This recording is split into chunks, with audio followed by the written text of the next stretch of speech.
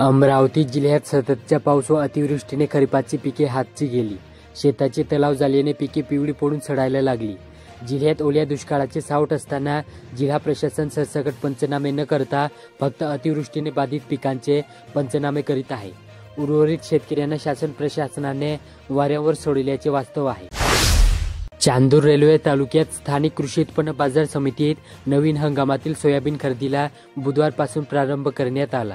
उद्घाटन वीरेंद्र जगताप यांच्या हस्ते तसेच समितीचे सभापती गणेश आरेकर यांच्या उपस्थितीत करण्यात आले। अमरावती जिल्ह्यात समाजवाद आणि प्रजातंत्राचे आद्य प्रवर्तक महाराजा श्री अग्रसेन जयंती निमित्त स्थानिक अग्रवाल समाजातर्फे काढण्यात आलेली शोभायात्रा उत्साहात पार पडली। जयंती निमित्त घेण्यात आलेले विविध स्पर्धांचा बक्षीस वितरण सोहळा व मान्यवरांचा सन्मानही करण्यात आला।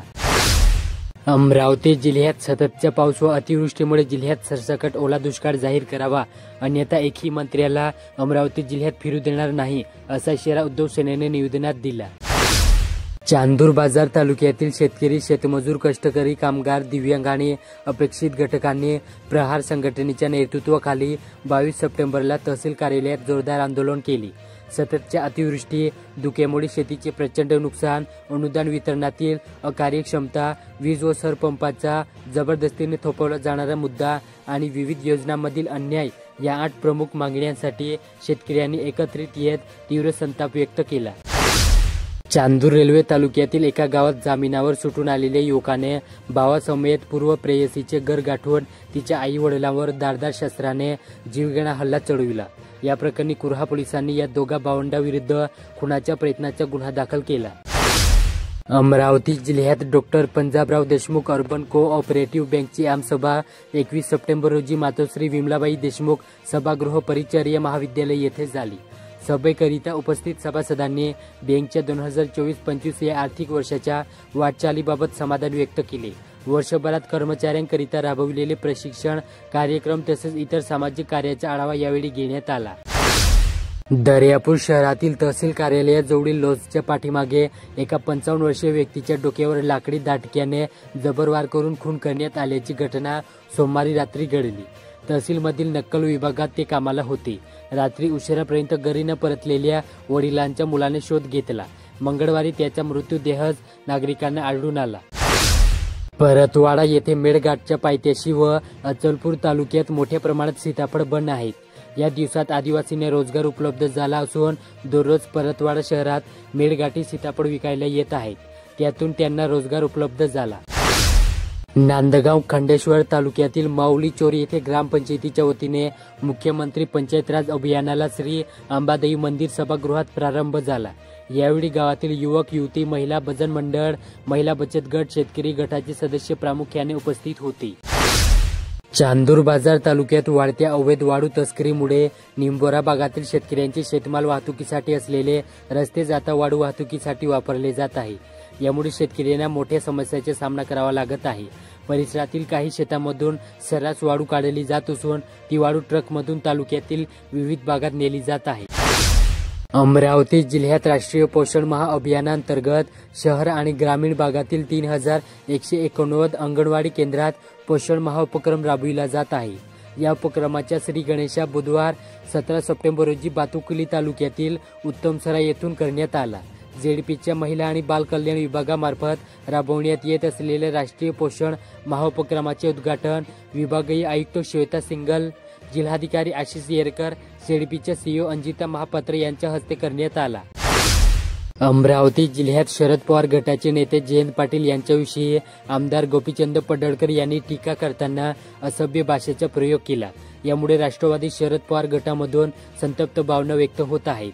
बेताल वक्तव्य करणारे पडळकर यांच्यावर कारवाईच्या मागणीसाठी सोमवारी शरद पवार गटाने जिल्हाधिकारी कार्यालयावर आंदोलन केले। यावेळी याबाबत निवेदन सुद्धा दिले।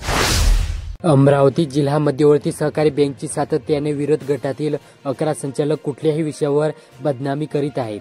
बँकेची ही बदनामी केवळ सत्ता गेल्यामुळे विरोधकांकडून नैराश्यपोटी केली जात असल्याचा आरोप बँकेचे उपाध्यक्ष अभिजित देपे यांनी मंगळवारी बँकेच्या सभागृहात आयोजित पत्र परिषदेत केला। मोर्शी शहरातील खोलवाटपुरा स्थित 18 वर्षीय तरुणाचा मृतदेह तब्बल 10 दिवसांनी मंगळवारी दुपारी मांडू नदीपात्रात अतिशय कुंजलेल्या अवस्थेत आढळला। तो मध्य प्रदेश हद्दीतील मांडू नदीपात्रात वाहून गेला होता. कुणाल किशोर बागडे वय 18 असे मृताचे नाव आहे. नवरात्रोत्सवादरम्यान अनेक महिला उपवास करतात. फराळात बहुतांश वेळा बगर खाल्ली जाते. ही बगर जर बुरशीचा प्रादुर्भाव झालेली असेल तर अन्नातून विषबाधा होऊन गंभीर आजाराला सामोरे जाण्याची वेळ येऊ शकते. मोर्शी तालुक्यातील राजूरवाडी येथे ग्रामपंचायतीच्या वतीने मुख्यमंत्री समृद्ध पंचायत राज अभियानाला प्रारंभ झाला. सन 2025-26 या आर्थिक वर्षात या समृद्ध पंचायत राज अभियान पुरस्कार प्रदान करण्यात येणार. धारणी तालुक्यासाठी बहुप्रतीक्षित अतिरिक्त व जिल्हा सत्र न्यायालय लवकरच अस्तित्वात येणार असे स्वप्न पाहणाऱ्या आदिवासी समाजासह सर्व मेळघाटवासियांची प्रतीक्षा कायम आहे. अमरावती जिल्ह्यातील संत्रा बागायतदारांना गत वर्षीच्या हंगामातील हवामान आधारित आंबिया बहरफळ पीक विमा नुकसान भरपाई वाटप करण्यात गत वर्षी रिलायन्स इन्शुरन्स कंपनीने विलंब केला. यंदा सॅम्पो युनिव्हर्सल इन्शुरन्स कंपनी जाणीवपूर्वक विलंब करीत असल्याचा आरोप शेतकरी करीत आहेत. अमरावती येथील मध्यवर्ती कारागृहातून एका कैद्याला नाशिक येथे न्यायालयात हजर करण्यासाठी नेताना नाशिक रोडवरील एका लॉजमध्ये ठेवल्याप्रकरणी पोलीस आयुक्त अरविंद चावरिया यांनी पोलीस उपनिरीक्षक मनोहर राठोड, मुकेश यादव आणि सिद्धेश्वर गुट्टे यांना निलंबित केले. अचलपूर तालुक्यातील सरमजपुरा पोलीस ठाण्याच्या हद्दीतील रहिवासी 42 वर्षीय महिलेशी 32 वर्षीय युवकाने शारीरिक संबंध प्रस्थापित केले. तिला गर्भधारणा होताच अशक्तपणा घालविण्याच्या गोळ्यांच्या बहाण्याने गर्भपाताच्या गोळ्या दिल्या. याशिवाय लग्नासाठी जबरी केल्यास आत्महत्येची धमकी देखील दिली. अमरावती जिल्ह्यात गजानन पारिसे वय 39 राहणार वासनी बुद्रुक तालुका अचलपूर या युवकाची दुचाकी गाडगेनगर हद्दीतून लपास करण्यात आली. तो अमरावती येथे कामाच्या शोधात आला होता. काम न मिळाल्याने त्याने मद्यपान केले व रस्त्याच्या कडेला निद्राधीन झाला. ही संधी साधून दुचाकी चोरण्यात आली. शिवणी रसुलापूर येथे 22 मतदार म्हणून निवडणूक प्रक्रिया कशा प्रकारे पार पडते याचा परिपूर्ण अनुभव नांदगाव खंडेश्वर तालुक्यातील शिवणी रसुलापूर जिल्हा परिषद आदर्श शाळेत प्रत्यक्षरित्या विद्यार्थ्यांना घेतला. मुख्याध्यापिका कुमुदिनी वावगे यांनी हा अभ्यासात्मक व कौतुकास्पद उपक्रम राबविला. जिल्हा परिषद पूर्व माध्यमिक आदर्श शाळा शिवणी रसुलापूर येथे सन 2025-26 शैक्षणिक सत्राच्या शालेय मंत्रिमंडळाच्या निवडणूक पार पडली. धामणगाव रेल्वे तालुक्यात वृक्षारोपण करून मोकळे न होता प्रत्येक वृक्ष हे आपल्या पोलीस कर्मचाऱ्यांच्या नावाने दत्तक देऊन त्यांच्यावर संगोपनाची जबाबदारी तळेगाव दशासर पोलीस ठाण्याकडून देण्यात आली. तब्बल 1000 फळांची झाडे लावून ती दत्तक देण्यात आली. हा अनोखा उपक्रम सहाय्यक पोलीस निरीक्षक किरण ओवटे यांनी राबविला. चांदूर बाजार तालुक्यातील विरुड पूर्णा शिवारात सोंगाणीला आलेली सोयाबीन सततच्या पावसामुळे शेतात पाणी साचल्यामुळे सोडण्याच्या उंबरठ्यावर आले. डोळ्यासमोरच उद्ध्वस्त होऊन हातातोंडाशी आलेले सोयाबीनचे पीक हातून जात असलेले विदारक चित्र विरुड पूर्णा येथील मंगेश राजेंद्र पानसे यांच्या शेतात तयार झाले.